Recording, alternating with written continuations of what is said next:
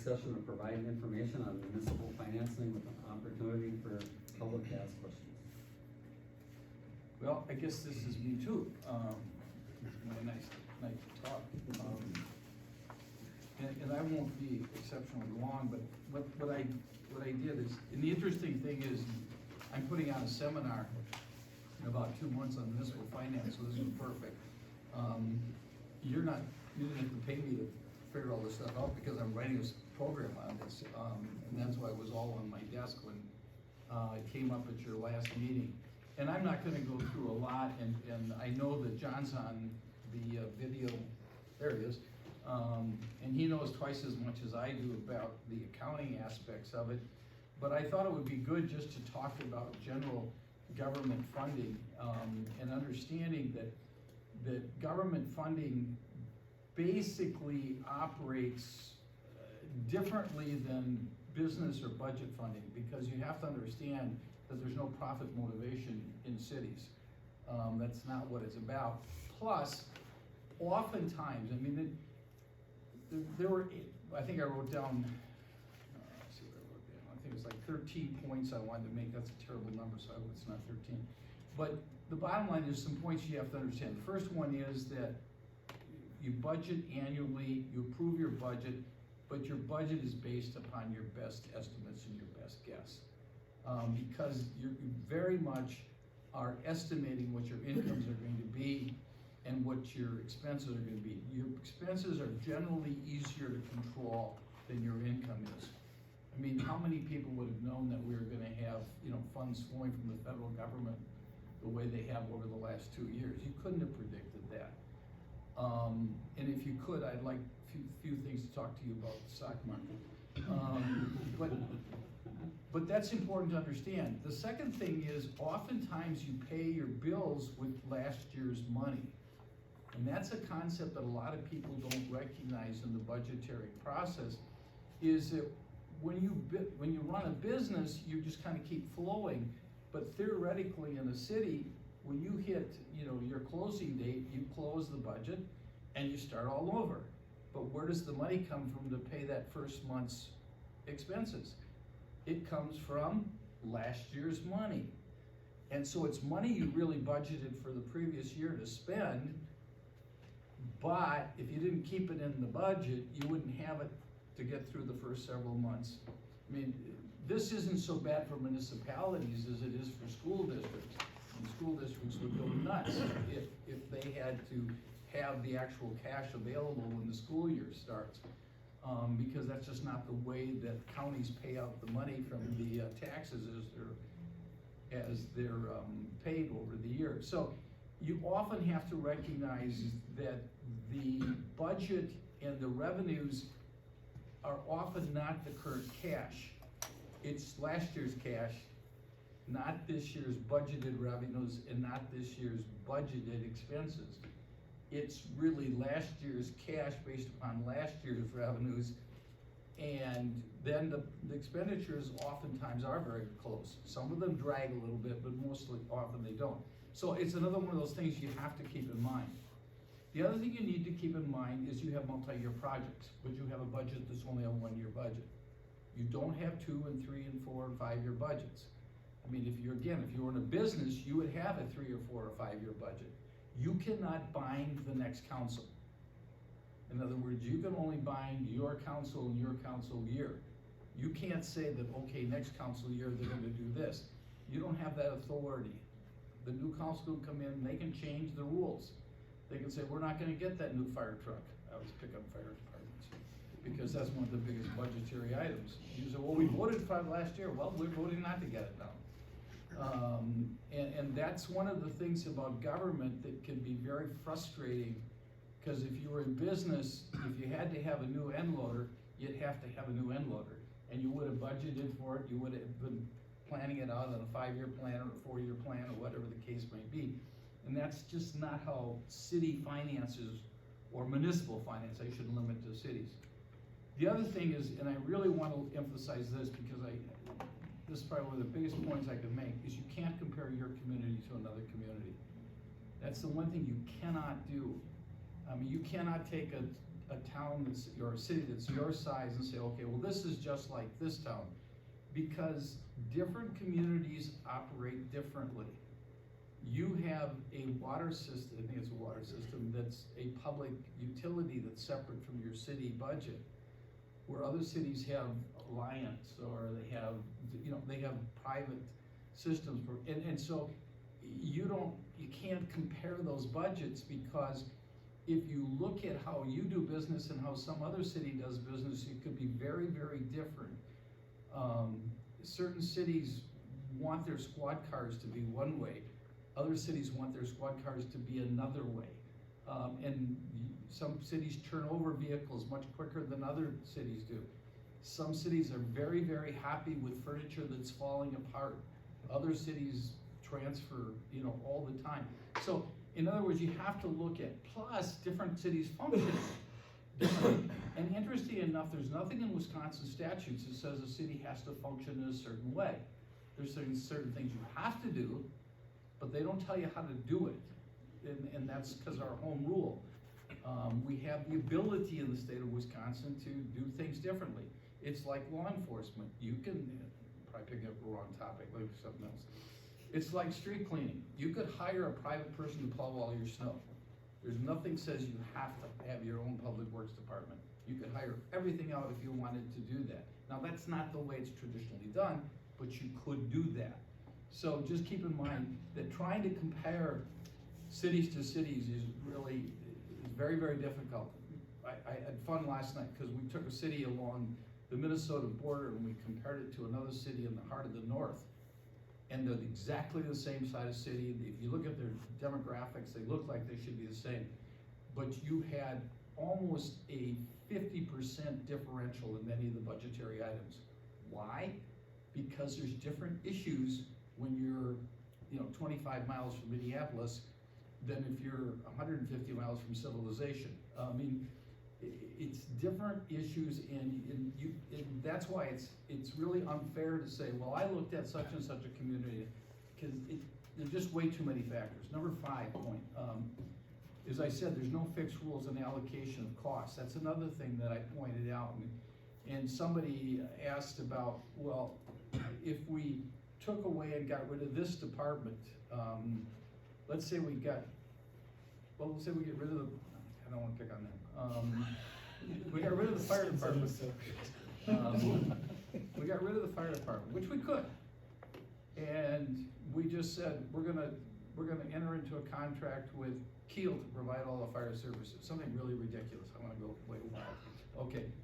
And if you said you wanted to do that, your budget would change significantly, but you wouldn't take a portion of City Hall and sell it off because, well, we don't need that allocation anymore for utilities. We don't need that allocation for space anymore because we're not doing any of the billings for the, emergency services. We're not doing any of the billings for, and we're not charging the water fees. And in other words, you've got fixed costs, and how you allocate those fixed costs, every community is different.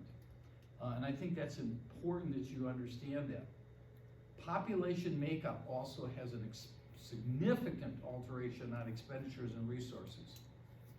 If you have a community which you would have experienced that lost a major industry and saw a large portion of their tax base just disappear overnight, the impact in your community is incredible.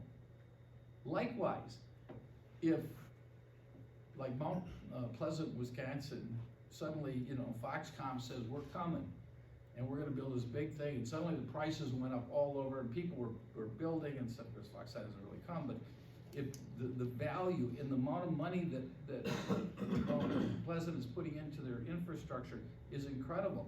Well, now if I try to compare that city to a city of similar size, which would be like Ashwaubenon, that's a terrible one too, because they got the Packers. Neenah, Wisconsin, or Menasha, probably a better example. Even though they're the same size, you got a whole different community. Mount Pleasant didn't have anybody. Now they've got young people living in apartments, looking for jobs at IKEA, looking for jobs, because all along that corridor now are all these new industries, the new Amazon distribution plant, lots of young new people that are living there, and that's a different type of population than if you get to a community that's been here forever. And I'll pick my hometown of Ripon, where they've lost most of their major industry except for Alliance Laundry, but all the senior executives of Laundry went down to Miami where the new headquarters is, and all we have is the blue collar workers, and so a lot of the tax base and housing and stuff had disappeared. Well, that doesn't mean we need less firemen. You know, there's still a lot of properties that can burn, you know, and it doesn't mean, it may mean you need more police because we're really becoming more and more of a blue collar town. So watch out for your aging and your nature, because that's gonna change how you compare. I wanted you to know that the average per capita, now this is somebody asked, well, how much does an individual taxpayer generally pay in the state of Wisconsin per capita? How much money does the city? And it's about $2,421 is the per capita. So if you took the average of what does a person pay, theoretically, the per capita expenditures by the city would be $2,421. So if you took your city, what's the population? 3,200. Yeah, if you took 3,200 and multiplied it by 2,421, that should be your budget. Now, that's a horrible way to budget, don't do that, you know. But theoretically, if you were the most average city in the state of Wisconsin, that would tell you exactly how much it would cost for you to run your city based upon what the rest of the state averages are. But I think that's important for you to keep in mind if you want to look at it. The next thing I think you have to look at is you can't operate any department without other departments. And I am going to talk about public safety, because public safety is the #1 expense for municipalities. If you look at the cities in the state of Wisconsin, public safety amounts to 23% on an average in the state of Wisconsin. Now, there's still got to get to 100, so there's all kinds of other categories, but the highest one is public safety. But that's without any allocation for general administration, that's without any allocation for utilities, you know, so you don't have any way of looking at, well, how much utilities do they use, how much laundry service do they use, those factors are generally in another part of the budget. And the only part of the budget is really the public safety budget, the fire and the police, and if you have emergency services. And that's why your budget may be different, because I don't know if you don't have ambulance service. But that's something you need to understand. You know what #2 is? Debt retirement. Is the second largest area of expenditure in the state of Wisconsin. So if you're a city that doesn't have a lot of debt, you're gonna be in pretty good shape. And then the rest of the categories are all over the place. Streets would be, they call it transportation when you look at the scales, but it's really streets and maintaining your streets and plowing your streets, etc. Revenue is something different, and I think this is important. Taxes amount to about 30% of your revenue. So only 30% comes from your taxpayers. In other words, the money that they pay in property taxes. The other one that I thought was kind of fun is, except in the village of Rosendale in Wisconsin, fines and forfeitures are less than 1%. Rosendale is about 42%. I don't know if anybody's ever driven through Rosendale, but you know, that's where they have the sweatshirt you can buy, which says, "I've been ticketed in Rosendale." And I'd like to give Jim Westfall, who was the village president for a long, long time, a hard time about that. But I personally hit my brakes the minute I get close to there, and you can bet I go through that city a lot. But anyway, it's less than 1%, so don't worry about it. You know, you don't have to give that many tickets. You got a long ways to go. Utilities are your next biggest category after your taxes. In other words, your payments for your utility services, and again, you'll be skewed because you have a different system. The next biggest area of revenue is intergovernmental. Intergovernmental is about 15.6% of your money. That's the money that comes from state and federal and county funds. Very, very little from county, by the way. The vast majority comes from state aid. And some of that state aid is really federal money that goes through the state, but the vast majority is state aid. The smallest would be county, And even the federal government's not that significant, except for the last 2 years, it's been fairly significant, but otherwise, that's not there. The other one that's interesting is 10% is debt. So 10% of your revenue is usually coming from bonding or borrowing or something of that nature. So if you have a city that doesn't borrow, doesn't go into debt, you're gonna skew both of those numbers, the amount of money that goes into expenditures and debt, and the amount of money that goes in from income from debt. So, that was kind of the concept I wanted to throw out to you. The other thing is to understand is fund accounting, John and I can both talk about fund accounting, but what we really wanted to point out with fund accounting is, remember, and I use the example, it's like a family budget. You take, and let's say that you make $1,000 a week, just making up a number, and you don't say, okay, this week I budgeted $400 for food, and say, okay, Missy, you get $2 worth of food, you eat a little better, you get $3 worth. You don't do that in the family. You can't take the family budget and say which child is getting how much.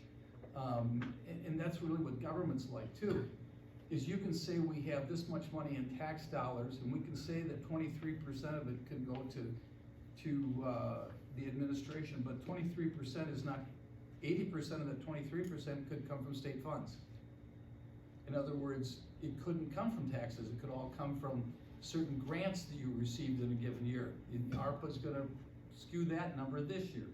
In other words, there's no way to tie what comes into the funnel with what goes out the funnel. You can only put it into a general budgetary item. You can say this is how much we spent, this is how much we took in, but you can't break out the component parts.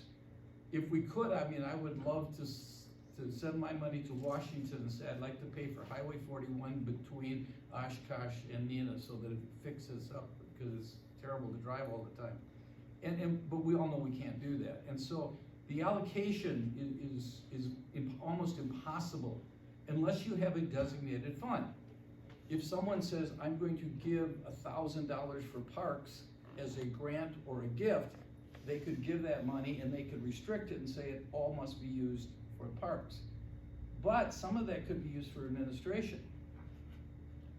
Some of that could be offset the parks director's salary. And yet, what that means is, okay, if the park director doesn't have to take all this money out of the general budget, that means there's money in the general budget that goes somewhere else. But really, when you budgeted, before you knew you were gonna get that $1,000 gift, you didn't say, well, we're gonna only let the parks director work 7/8 time unless we get a grant. You hired the person, but now you may offset part of his or her salary because you just got a grant, or you just use ARPA funds for that. So what I want you to know is there's just, and John and I both talked about that, we tried to figure out how could we say that if I pay $1, where does my dollar go? Well, I can say that your dollar goes for roads, and your dollar goes for fire department, and your dollar goes for police department, your dollar goes for Casey, I can tell. We could go around the room and say that. Your dollar goes to me, I want you to know that. That's right. I figured that. But there's just no way you can tie those numbers, so people want to know that. And the other thing is, when people pay taxes, the other thing that people have to recognize is there's 5 components in that tax bill. There's the money that goes to the county, the money that goes to the city, the money that goes to schools, that goes to the vocational district, and goes back to the state. And then of course you got the lottery credit, so if you're a resident, part of your money is going to be offset by the lottery credit. And so there's other credit programs that you've developed that really skew those numbers, so it's very, very difficult to tie things together perfectly by saying that. Yeah, so that's, I could go on all day talking about finance and where it goes, but that gives you a basic overrun and overview, not overrun. I didn't overrun anybody. But an overview of what's there. John, did you have anything you wanted to add? You did an amazing job. You must have been a governmental auditor in your previous career. because you definitely know this stuff. You hit on many of the points, that I wanted to bring up, so thank you. One thing I want to reemphasize, and I guess one additional point, I want to reemphasize is, you know, every year when I meet with this committee, and I'll be doing that in about a month from now to talk about 2021, that, what you said earlier, Steve, is one thing that, is really critical to remember.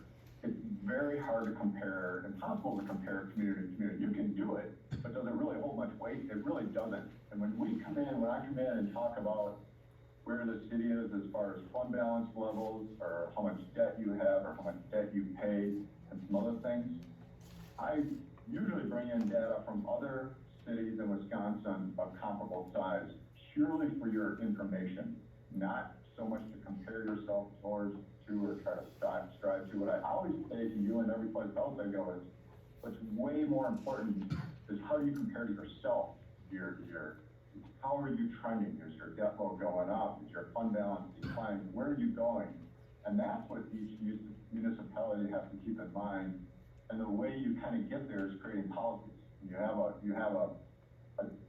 debt policy and a fund balance policy, and that's what you really need to measure it in. So that point was well taken. The other thing I want to bring up though is, and again, Steve, you kind of hit on this, but the way governments report is so different than in any other businesses that there's a whole different financial reporting model.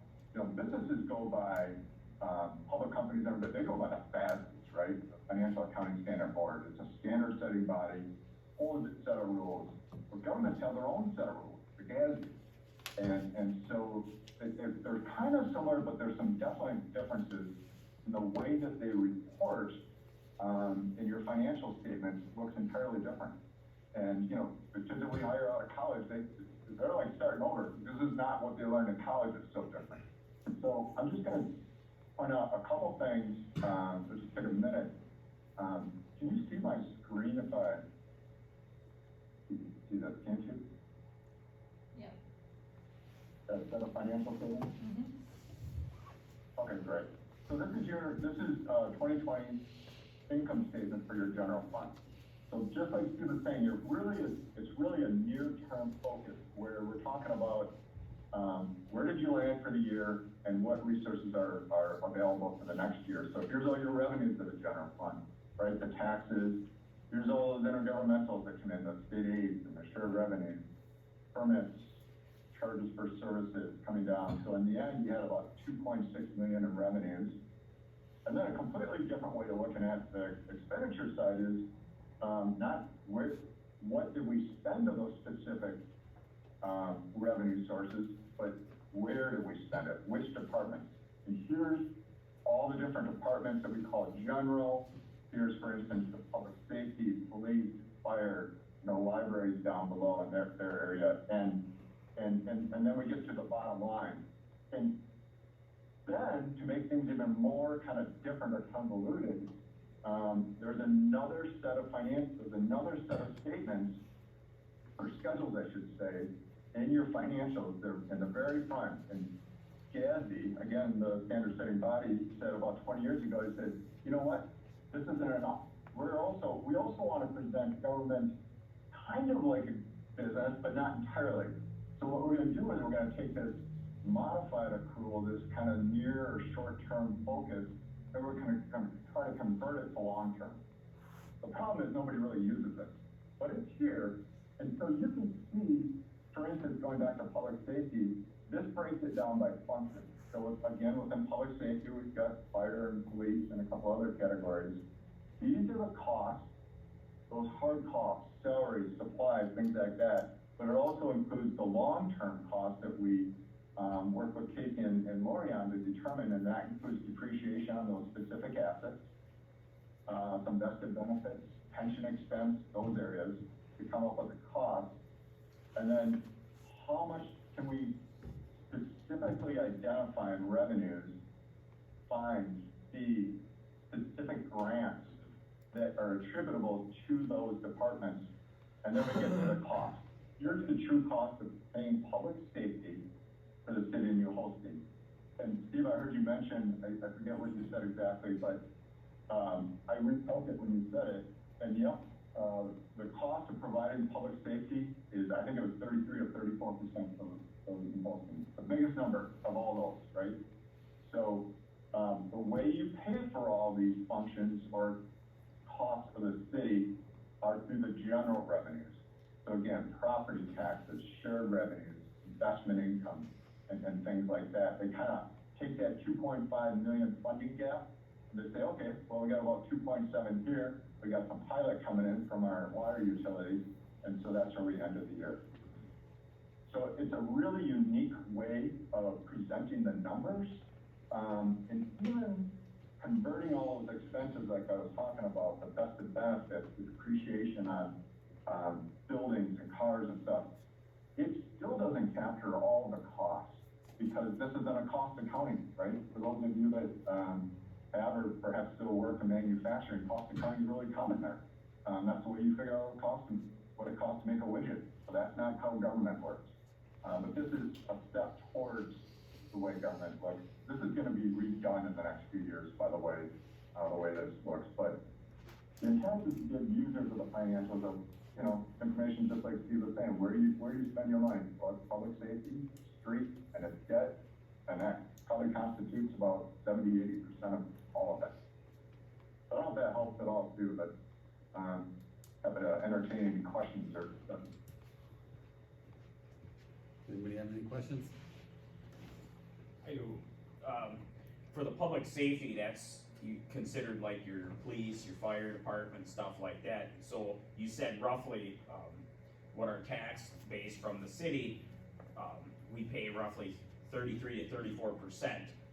And then to my understanding, for every hundred. No. You pay about 30% from all the funds that come into the city, not just your tax funds. So from your intergovernmental transfers, from your other revenue sources, of the total revenues, about 30% of it's spent on fire, or on emergency services or public services. Public service. Because to my understanding, it's roughly, because I know I had asked Casey, and she had come up with a number of it, like, for every $100,000 of tax base, it comes out to be about $944. So then if you're saying, if I'm understanding correctly, of that $944 of every $100,000 tax base, about 33 to 34% of that would be towards public safety stuff, correct? Which would bring you right around $320 for every $100,000. No? You can't do it that way, because your allocation of your tax dollar, that you want to talk about taxes, right? Right, when someone, because right now, is that correct, Casey, about $944 for every $100,000? So of your taxes, our tax rate is like $23. So of that $23, $9.44 is for city expenses. So then you're taking that times your 100,000. 100,000. And that's, all city expenses. so, That's all city expenses. that's all city expenses.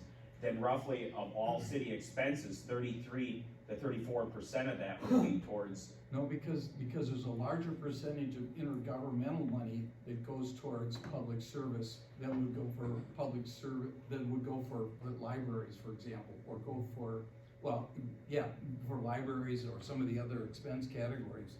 Recreation, you don't have a lot of intergovernmental money that would go for recreation, for example. I'm trying to look at or conservation and development. That wouldn't be intergovernmental. Now, that may be grant money.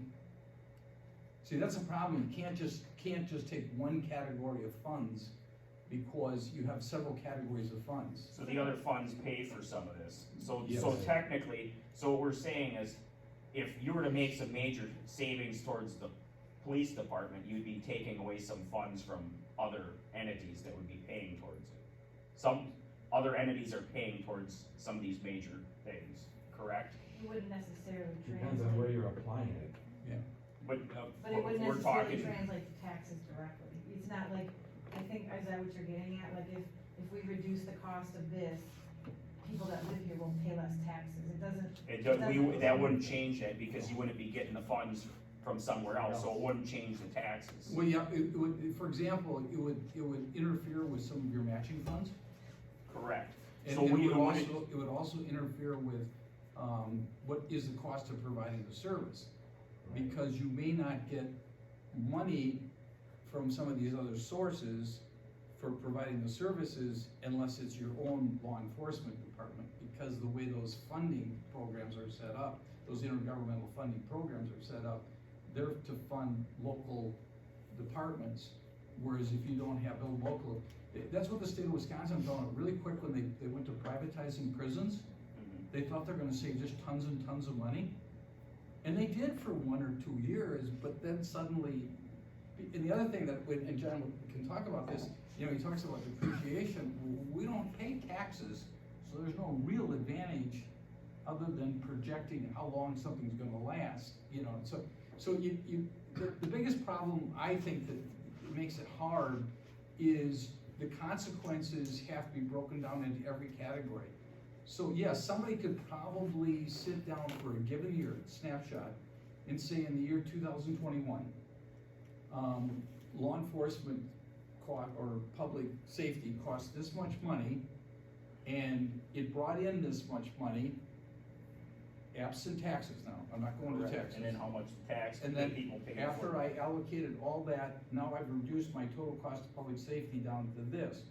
And then I get down for the only thing I have left is tax dollars.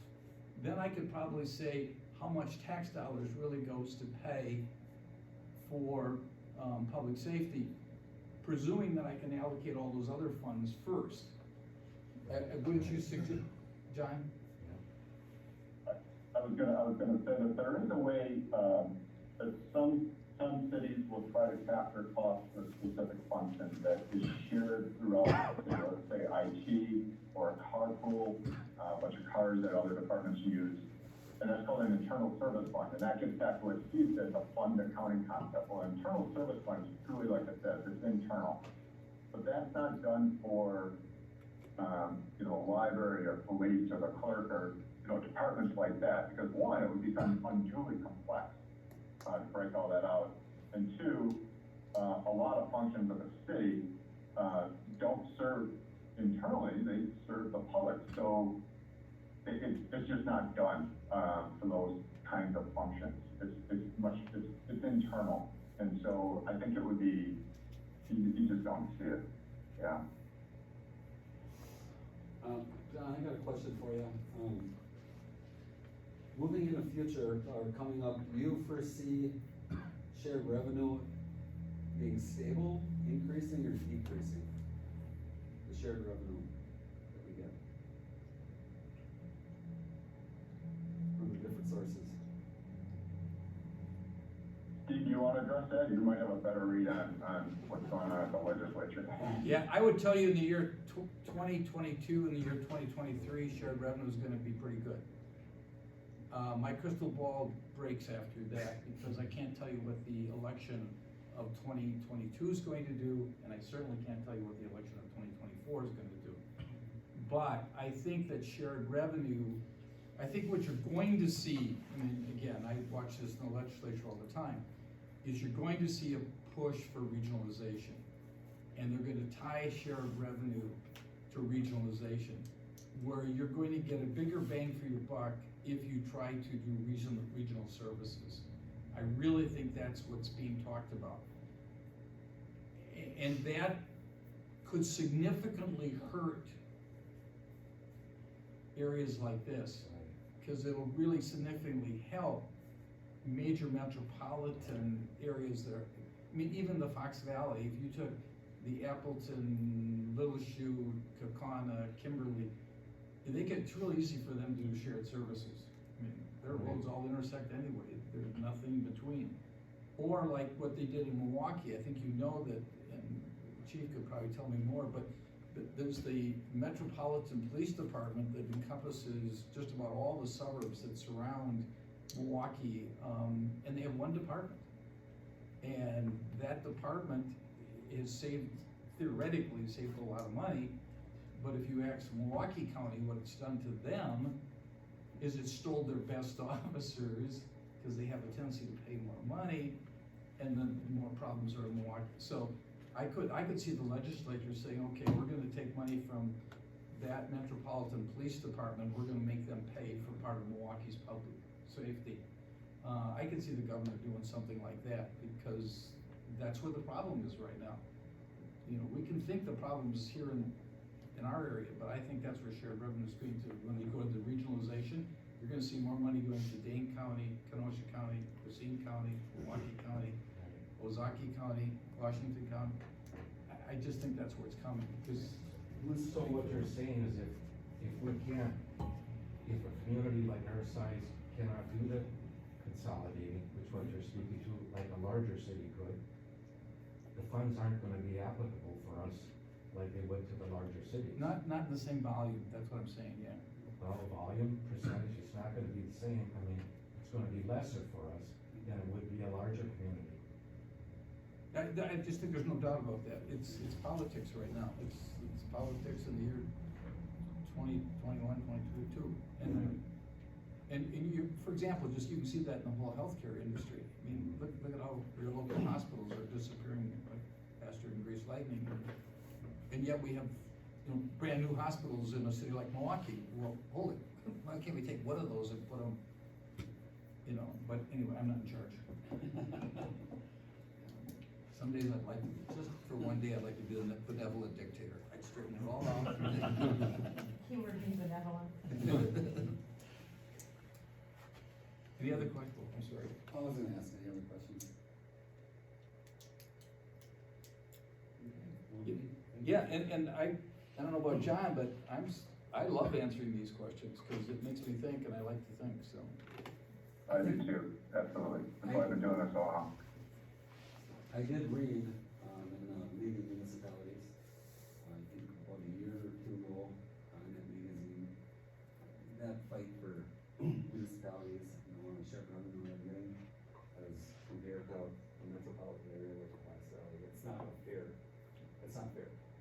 And the league is fighting for us, but, they don't have the political clout that some need in the bigger cities. Yeah, I mean, we can talk about politics, but, there's a reality check there. And I forgot to mention, I promised I would, since you brought up the league is having a Government 101 workshop. The one that's closest to here, I think, is the one that's in Madison, right? There's a virtual one too. Yeah, then there's the virtual ones. And there's a handout that's here. And I also say that Von Breeze and Roper is going to have one too, and we'll make sure that you get notice on that one. We're doing one, and we'll probably do it in Neenah, which will be closer than any of these. But we're gonna have one probably at the end of April or early May, as soon as the people are elected. We've been doing that for years. And I promise I won't do the municipal budget portion, so I'll probably do the ethics portion. Scott, can I add to that? So you also have handouts too, and this is something that John provided, it's Municipal Budget 101, some documents for you to read through. And then also, I don't know if you guys are familiar with the Wisconsin Policy Forum. I put the website on there, it's free, you can log in, you don't need a password or anything. And I kind of just gave you some snapshots. You can play with the numbers all you want, you can find per capita, you can compare us to different municipalities. It's a great tool just to see how are we comparing to other communities next door to us in Calumet County. But it's just worth to just try it out and see, you know, where we fall. And again, I'm gonna caveat, be careful when you compare though. Yeah. You know, it's just, you gotta compare the same, and there's no two cities that are the same that I found. Okay, thank you guys, appreciate it. Protections of persons and property, police department, and a monthly report by Chief Fisher. 181 incidences for this last month, so we're pretty busy.